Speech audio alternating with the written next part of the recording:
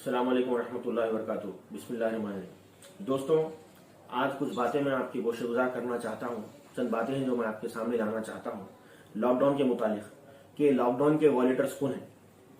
दोस्तों, तेलंगाना पुलिस की जानिब से 2-3 दिन से जो है ना कई खबरें जो है ना हमें सुनने में आ रही है कि जो है ना व्हीकल्स को सीज किया जा रहा है, लोगों के ऊपर केसेस बुक किए जा रहे हैं, गाड़ियां जब्त की जा रही हैं, लॉकडाउन का लोग जो है ना वायलेशन कर रहे हैं, लॉकडाउन तोड़ के लोग बाहर निकल रहे हैं।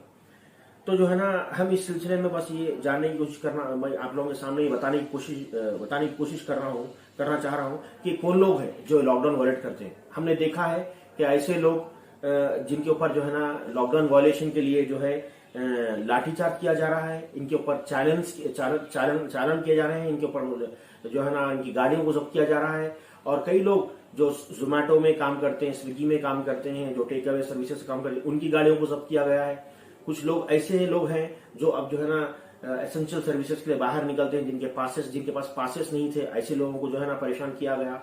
और कुछ ऐसे भी लोग हैं जिनके पास पासेस थे, उसके बावजूद भी उनको मजबूरन जो है ना पासेस के बावजूद जो रोड पर उनका पास था, जो रूट पर उनका पास था, उस रूट से उनको तब्दील करके दूसरी रूट पर जाने के लिए जो है ना उनको मजबूर किया गया। तो ये सारी चीजें 1-2 दिन में हमारे ऊपर निकल के आई। जो है ना अजला में भी, सिर्फ हैदराबाद के अंदर नहीं बल्कि अजला में भी ऐसे वाकयात सुनने में आए। अजला में जो सरकारी मुलाजिम है इलेक्ट्रिसिटी डिपार्टमेंट के, उनके ऊपर जदोकोब किया गया। तो वो लोगों ने जो है ना उसके खिलाफ प्रोटेस्ट किया, एहतजाज किया उन लोगों ने। बहरहाल जो है ये सारी किस्म के वाक़यात 1-2 दिन में हमें जो है ना सुनने को मिले हैं।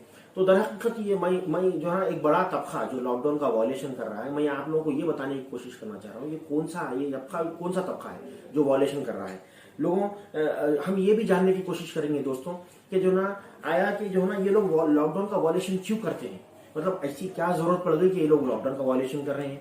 और क्या ये सिर्फ जो जानबूझ के ऐसा वायलेशन कर रहे हैं, या फिर क्या ये चाहते हैं कि जो ना ये पुलिस को परेशान करे, गवर्नमेंट को परेशान करे, और इसी तरह के जो ना हंसी मजाक में ये लोग वायलेशन कर रहे हैं। तो ये कैसे लोग हैं जो वायलेशन करते हैं।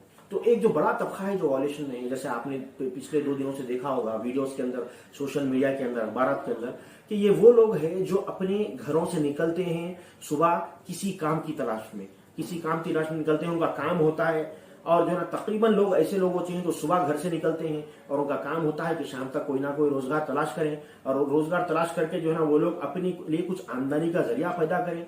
और वो पैसे जब वो लेकर शाम को अपने घरों को आते हैं, तो वो घरों को जब आते हैं, जब उनके घरों के अंदर चूल्हे जलते हैं, आटा दावल चावल का इंतजाम होता है, उनके छोटे छोटे बच्चे, बीवी बच्चे, और जो है ना उनके बूढ़े माँ बाप, इनके लिए जो है ना वो लोग एक खाने का जरिया बनते हैं और उनके लिए रिस्क का जरिया बनते हैं। ऐसे लोग हैं। अब इनकी मजबूरी ये है कि जो ना अगर ये लोग बाहर नहीं निकलेंगे, सोचिए ऐसे लोग जो है ना सुबह निकलते हैं और शाम तक ये लोग मेहनत मजदूरी करके पैसे लेकर घर को आते हैं, अगर ये लोग न निकले अपने घर से तो इनके घर वालों की हालत क्या होगी। और पिछले करीबन 1 महीने से ये लॉकडाउन चल रहा है। तो आप जरा सोचिए अपने दिल पे हाथ रखकर कि 1 महीने से इनके घरों की हालत क्या होगी।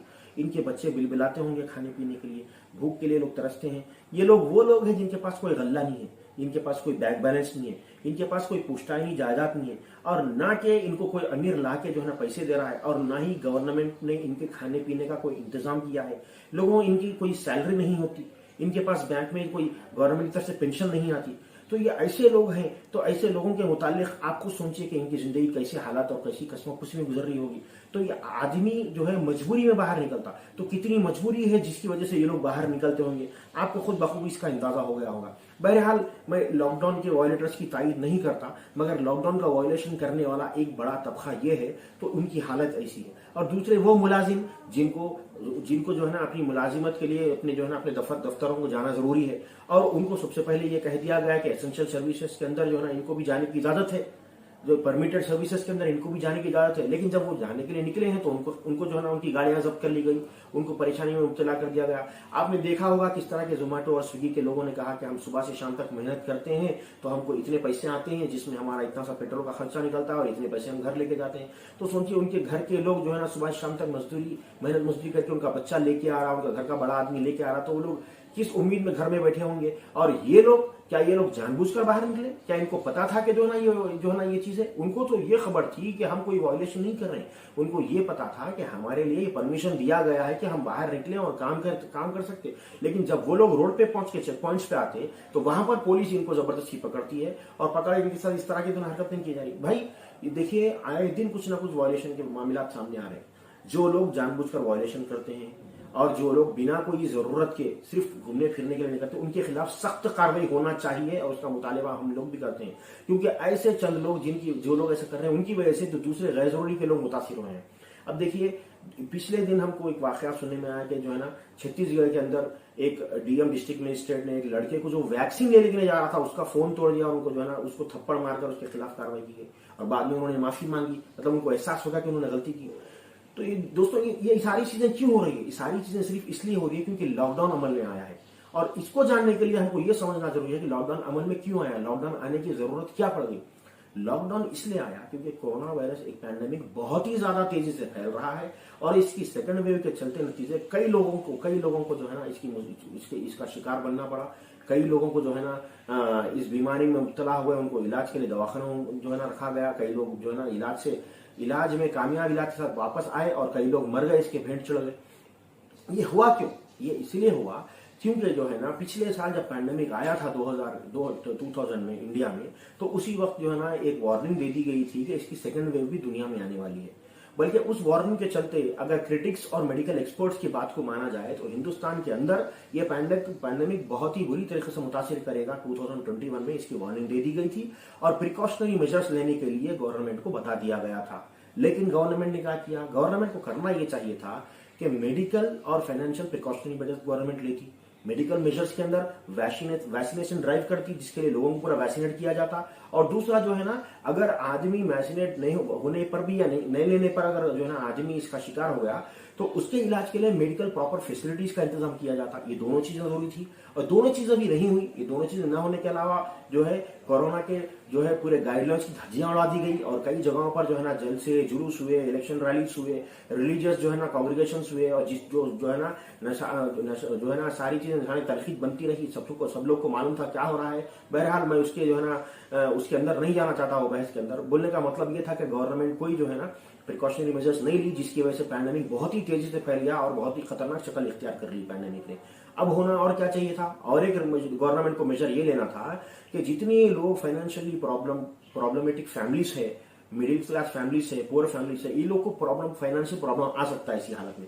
तो इनके लिए फाइनेंशियल प्रॉब्लम को दूर करने के लिए इनके लिए गवर्नमेंट को कुछ प्लान बनाना चाहिए था, कोई फाइनेंशियल प्लान बनाना चाहिए था गवर्नमेंट को। गवर्नमेंट ने वो प्लान नहीं बनाया और वो नहीं बनाने के चलते गवर्नमेंट को आज इतने सारे फैमिलीज जो करीब 50% जो है ना फैमिलीज जो पुअर फैमिलीज है जो बिलो पॉवर्टी लाइन रहते हैं उनको इतनी प्रॉब्लम घेरनी पड़ी कि लॉकडाउन की वजह से एक महीने से उनके घरों में राशन नहीं है और वो जो है ना परेशानी में मुब्तला है। और उसके चलते वो लोग जो है ना कुछ लोग उसमें से लॉकडाउन तोड़ने की कोशिश कर रहे हैं तो उनके खिलाफ कार्रवाई की जा रही है।